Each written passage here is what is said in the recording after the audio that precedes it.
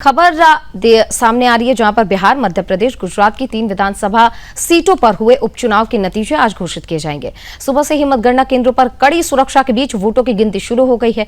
इन सीटों पर हुए उपचुनाव में बीजेपी, कांग्रेस, राजद और जनसुराज समेत कई दलों की प्रतिष्ठा दांव पर लगी हुई है, क्योंकि बिहार की बांकीपुर विधानसभा सीट पर बीजेपी, राजद और जनसुराज के बीच त्रिकोणीय मुकाबला देखने को मिला है। तो यही सीट, अगर हम आपको बताएं, यहीं से नितिन नवीन 5 बार के विधायक रहे हैं और उनके इस्तीफे के बाद जब वो राष्ट्रीय अध्यक्ष बीजेपी के बनाए गए, उसके बाद से ये पद खाली है। वहीं मध्य प्रदेश की दतिया सीट पर बीजेपी और कांग्रेस आमने सामने हैं। ये सीट कांग्रेस विधायक की सदस्यता रद्द होने के कारण रिक्त हुई। गुजरात की माजुलपुर विधानसभा सीट पर भी बीजेपी और कांग्रेस के बीच सीधा मुकाबला नजर आ रहा है। ये सीट बीजेपी विधायक के निधन के बाद खाली हुई।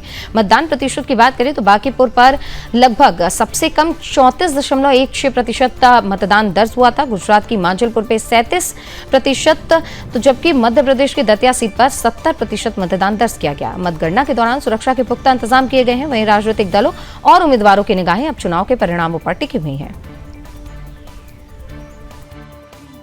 आज का दिन सबसे ज़्यादा महत्वपूर्ण है और आज पूरा 3 लेयर में व्यवस्था है। अपने अंदर, मध्य की और बाहर की व्यवस्था लगी हुई है। पार्किंग की भी पर्याप्त व्यवस्था लगी हुई है। ये सुनिश्चित किया जा रहा है कि कोई भी अनधिकृत व्यक्ति अंदर प्रवेश ना करे। पूरा जो एक्सेस है उसको कंट्रोल में रखा हुआ है।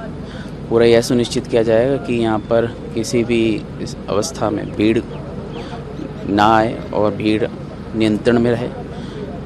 यह सुनिश्चित करने के लिए लगभग 400 से अधिक का बल यहाँ पर लगाया हुआ है और 100 का लगभग रिजर्व बल तैनात है। साथ में शहर में भी पर्याप्त व्यवस्था लगी हुई है। काउंटिंग के बाद, रिजल्ट के कुछ परिणाम आने के बाद स्थितियाँ कुछ राउंडों में अलग अलग होती है, तो उसके लिए क्या व्यवस्था करें? सभी परिस्थितियाँ ऑलरेडी एंटिसिपेटेड हैं और उसके लिए जितना पुलिस बल आवश्यक है वो ऑलरेडी लगाया जा चुका है और हर परिस्थिति में भीड़ को नियंत्रण में रखा जाएगा।